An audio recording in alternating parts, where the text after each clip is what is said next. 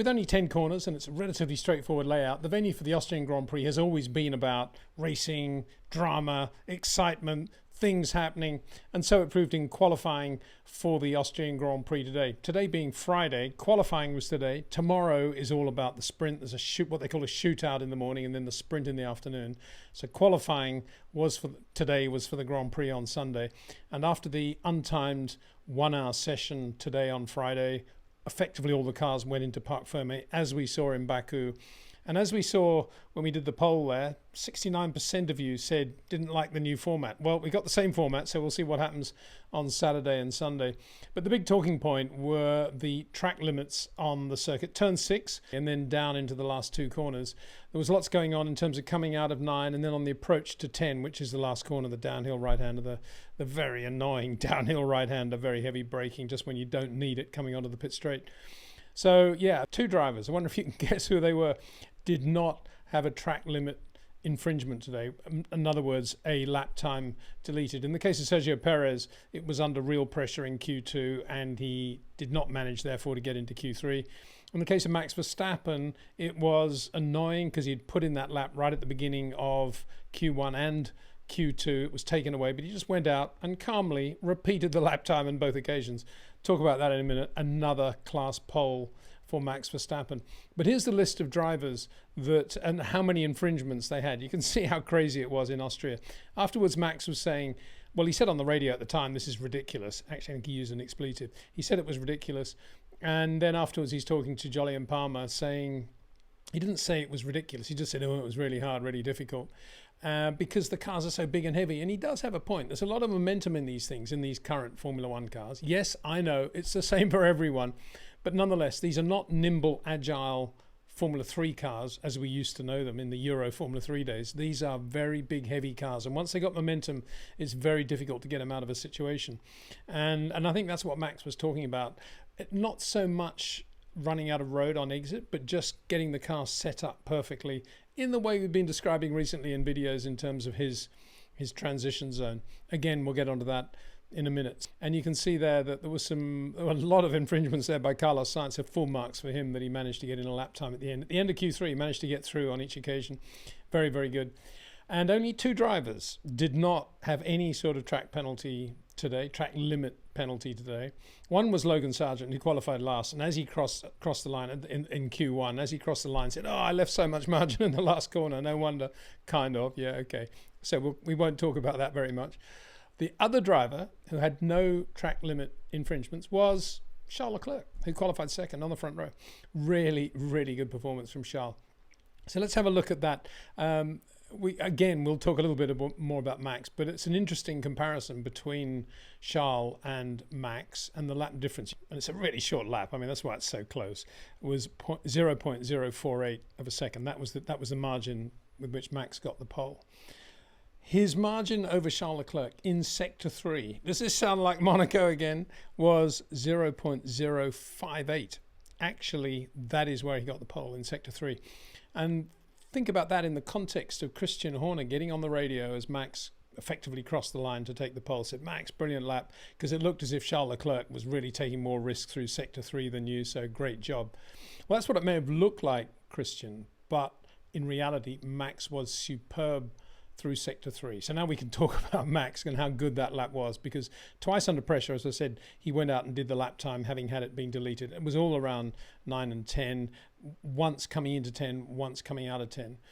And so it's not easy. Obviously, there is margin maybe that has to be left. But as I've been saying for a long time now, Max is the ultimate, at the moment, short corner driver in terms of his confidence and in terms of how he understands that car and the feel it can give him. He has no peer in Formula One at the moment, given how good that car is as well. And so that is why, in my opinion, he was able to do that. He was able to put all the track limits thing to one side. All he was thinking about was the transition zone that he wanted. He was feeling the car, getting it perfectly rotated at the perfect moment, giving it just the right amount of additional lock to get the diagonal exit out of 10. And he got the pole. And it was really close, because had he just driven a sort of normal last 2 corners, about like everybody else, he might not have got the pole from Charles Leclerc, because Charles' lap was really good up until that last sector. And it was good in the last sector. It's just that Max was even better. This was somewhere near what he achieved in Monaco, I think. Not as graphic, probably, because it's that sort of circuit, blink and you miss it. But it was beautiful to watch. And I think those times there sum it all up, because to be that much quicker than Charles Leclerc, who's on it now in a Ferrari that has got some nice upgrades and is performing much better than of late, and Charles Leclerc much more confident and looking like Charles Leclerc again, to get a margin like that in Sector 3 around Austria, really impressive. And I think when everybody sits down and looks at the numbers, they'll think, wow, how did he do that? Well, that's how he did it. He extended the straight a little bit going in, but for sure he got the straight extended, the next straight, the pit straight extended mid-corner. And he got the diagonal absolutely perfect. And it was all through feel. So he wasn't in any way concerned about where the curbs were, where the bumps were, the track limit was. All he was doing was feeling the correct rotation zone of the car. Now, I've talked about Charles and Lewis being similar drivers. And I think Charles showed that today. I think he was really, really good. But I think what we saw in Sector 3 was Charles, because the Ferrari hasn't been where it should have been all year, and because he has made a few mistakes as a result, and because there's quite a lot going on, for sure he did leave a little bit of margin in Sector 3. And I think that's what we saw today. If this car had come out in the first race, and this was now whatever, race 6 or 7 for Charles, maybe he would have been right there with Max. But I think that was an example of confidence and leaving a little bit of margin. And Lewis Hamilton, you've got to say, he did a really good job compared with George Russell, who's finding the Mercedes quite clearly a difficult car to drive around Austria. And for Lewis to qualify 5th and George 11th is really the biggest margin he's had all year. Yeah, a great pole for Max. It was interesting watching him this morning as well. Red Bull did not go anywhere near the soft tyres this morning. Everybody else, apart from Fernando, ran the soft tyre towards the end of the practice session this morning just to get in a feel for what it was going to be like on the soft tyre. No, they just ran the medium tyres on the Red Bull. There is a team full of confidence, and Fernando did the same thing. And first lap out on the soft tyre, albeit a track limits drama lap, Max sensationally quick right at the beginning of Q1. So really, really impressive. Carlos Sainz, really good job to qualify 3rd for Ferrari in the upgraded Ferrari. We'll get onto that in a minute. For Carlos, 4 track limits meant there was always going to be a little bit of a margin factor going into Sector 3. So very good all-round performance by Ferrari. Good performance by Carlos. Excellent to see Charles back where he belongs, really, and really, really good. P4, Lando Norris, sensational in the McLaren. Slightly longer corners than about where Carlos Sainz is, but looked really good in the McLaren, as did Oscar Piastri, I thought. Obviously not quite there in terms of confidence level, but not bad at all. Had his moments. At one point in Q1, right at the beginning of Q1, when they put out a red to bring back Valtteri Bottas as well. Valtteri Bottas actually brought it back, but he spun his Alfa out of 1 in a rather inelegant spin. He eventually got it going and brought it back, but they did put the red out. And while the red was out, Max's lap time had been deleted. And P1 was Oscar Piastri in the McLaren. Didn't last long. But he got through to Q2. A good performance by Oscar. And anyway, getting back to Lando, really nice to see him back where he's put in some great drives in the past, hasn't he? This is a real Lando Norris circuit because it's all about racing. It's all about let's get on with it. And good to see McLaren right up there, you got to say, with Aston Martin here, both with Mercedes engines and both looking really good. So it was Mercedes runners 4, 5, 6, 7. Lando Norris, Lewis Hamilton doing a very good job in the 14B, but quite clearly that car is about as quick as a McLaren now. So what Mercedes must be thinking, I don't know, probably going sideways again. And Lance Stroll, as I've been kind of predicting in recent live streams, and he wasn't brilliant in Canada, but there was that mistake made in the Canadian Grand Prix when they didn't put on the new set of tyres at the end. But he was good in Spain, and here in Austria, he's out-qualified. Small list of margins, but he's out-qualified Fernando Alonso.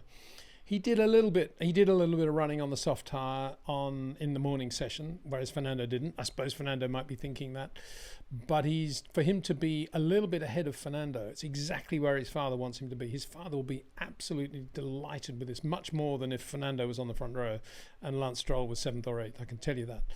When he's comfortable and he's got a car that's not as pointy as it was in the first few races, he's definitely got a little bit of understeer built into that car now. It's definitely much more of a drivable car from a Lance Stroll perspective. And then he can start to bring in a lot of that Rob Wilson short corner stuff, and he's starting to do it. And how do you beat Fernando Alonso in a very well-balanced good handling Aston Martin around Austria. Not an easy thing to do, and Lance Stroll did it. Beat is probably the wrong word again, but slightly ahead of him.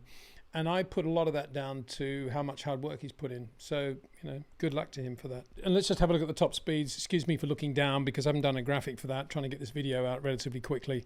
Charles Leclerc 318, Max 317, as we saw on that previous graphic. So Ferrari, as Shub will be telling us very soon, picked up some pace in top speed, reduced some drag without losing anything, probably gaining indeed aerodynamically in terms of efficiency. 317 is a sort of bogey time, if you like, speed of Max Verstappen. Carlos Sainz 317 as well. Lando Norris 315. McLaren a little bit down, but slightly ahead of Mercedes 314. Lewis Hamilton.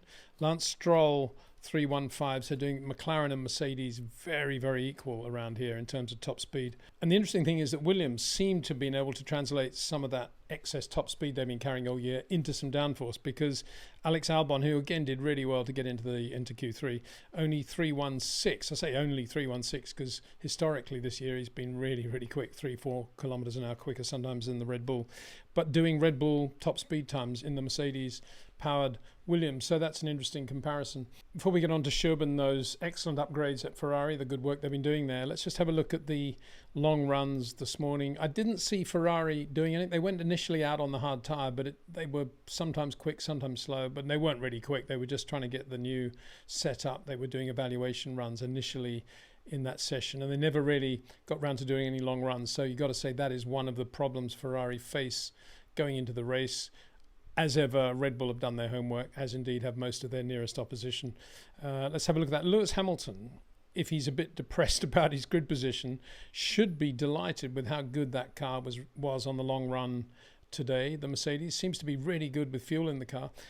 There's obviously a big proviso here. We don't know how much fuel he was actually running. Obviously a reasonable amount, and because of the laps he did. And you can see his top speeds there are commensurate with those of the others. So it looks like they were running a reasonable amount of fuel. Obviously they did have a certain amount of fuel. Whether it was as much as Red Bull is another matter. But on the hard tyre, as Max is on the hard tyre, Lewis 9.7 and Max a bit of a scrappy long run today, and after which they went to the soft tyre and did his soft tyre run, so presumably they were reasonably happy with it, but not the sort of normal consistency of speed that we would see from Max with fuel in the car.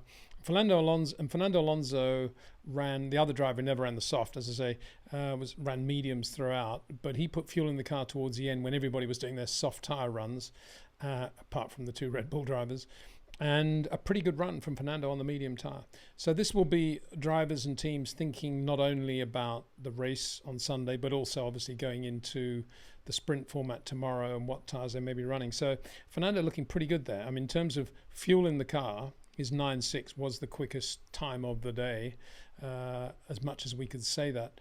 Sergio Perez reflected, I think, a little bit of the inconsistency that we saw in Red Bull on that hard tyre. And George Russell kind of mirrored what Lewis was doing in the other Mercedes. Again, questionable how much fuel they were running. Got to assume they're running quite a lot. But then again, George not very good when they took the fuel out of the car. So maybe we should have a little bit of a question mark there. So they were the long runs, and in brackets there you can see the top speeds. Again, as I was saying, pretty much of a muchness this morning with fuel in the car. So with no more ado, I'll hand over now to Shub, who's got some really good insights for us on the upgrades at Ferrari. And I think you'll find he's got a very impressive, talk about predicting it really well. He's got very impressive red lighting in the background because it's about Ferrari. Over to you, Shub. Ferrari have come up with a new aero update package for the Austrian Grand Prix. This package is a complete overhaul of their front wing design and their front wing aero philosophy. They've gone from an inboard loaded wing to a more mid-span loaded wing, and we'll try to dive into the details of what brings this about, as they've changed the end plate design, the front wing tip design, element design of the front wing in its own right, and the nose integration. And we'll try and see what details bring about going from an inboard loaded wing to a more mid-span loaded wing.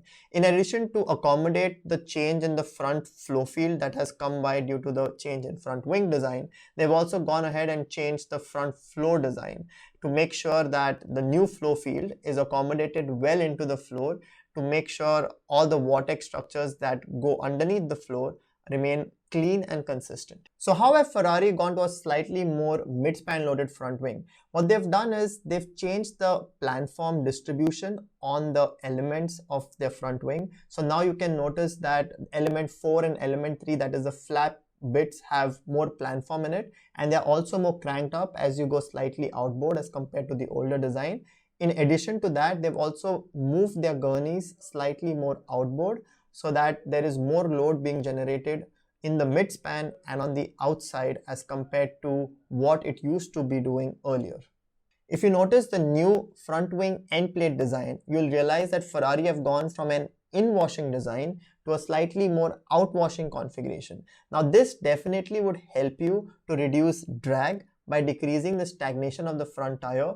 However, if you are able to make this work in the current regulation, then especially in steer and yaw conditions, it can benefit you in terms of front wheel wake control. And I think Ferrari might have found a way to use this to their benefit. Additionally, if you notice that the gap between the elements near the front wing tip has become larger and the front wing tip curvature has become more smoother. So because maybe the loading in the elements themselves is higher, Ferrari have smoothened this out in order to make sure that there are no losses being generated as the vortex is being shed from the front wing tips. So if you see the end plate from the side, you'll see that the dive plane shape has changed. The new dive plane is more loaded. However, the dive planes don't really play a big role in this year's regulations, and that's why you don't see major development on it. However, the shape and the side view section of the end plate has changed quite a bit. And what they've done is they've swept the entire leading edge in the new design, and what that would do is it would kind of reduce the yaw sensitivity of the end plate, and also it would give you a good control parameter in order to control the tip vortex strength that is shed off the top edge of the end plate. So you'll be able to control that, and that vortex lands up interacting with the top shoulder of the front tire, which is a very important area in order to manage the front wheel wake. Another really subtle change but really important one is the shape of the element 4 wingtip. You'll see that it's been pushed slightly rearwards and has a more discrete shedding edge in order to fix the position in which the front wing tip vortex gets shed. But this vortex is really important because it determines the position of the merged vortex near the tire contact patch, which is responsible for ensuring that you have the minimum losses from the tire squirt, and those losses are pushed as outboard as possible behind the tire. So this is a really important detail that you shouldn't miss out on. So yeah, those were some of my thoughts on the Ferrari front wing. What's really interesting to me is that they've changed the global loading, which normally means there'll be side-on effects to the rest of the car, to the rear end of the car. So you might see more upgrades coming because the flow field from the front itself has changed. Thanks, Shub, for that. Really interesting to see how they have reduced drag and they've got more wake under control as well on that car. They've really done a good job because it's not only the front wing, it's also the floor, as Shub said. So Ferrari, as Charles took his hat off to them afterwards, saying, how hard they've been working, and good result for them to be second and third. And so we'll see what happens in the shootout tomorrow. A big thank you to Jetcraft and to Pitbox.io for their support of this channel. Great to have them on board, and you can read about them in the description below this video. And we'll be back again tomorrow with a report with an analysis of what happened on the day when it was the shootout and then the sprint race prior to the Austrian Grand Prix. See you then.